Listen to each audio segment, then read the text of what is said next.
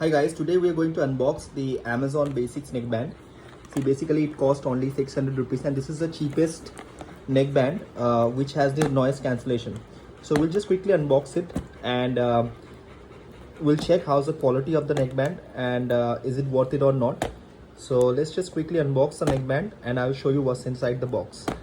Inside the box you get the headphone obviously, and let's just put it inside. You just get this headphone and this 3-point USB to Type-C cable, and the headphone quality is what I can say is decent, not too good, not too bad, so justified the price I would say.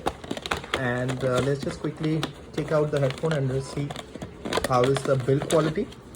So you have Amazon Basics logo here, which is pretty easily can be removed over the time, and you have volume buttons and plus minus, and a button for the noise cancellation and call acceptance and call disconnect. And the earbuds, the speaker quality is decent as you can see, and the magnets, what I would say is, yeah, average, not so tight, it's average.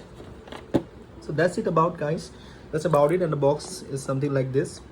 So if you like the video, please do subscribe to the channel and share the video as much as you can, and we do the quick review and give you the true review to you. So if you purchase any product, you can get the feedback how it is.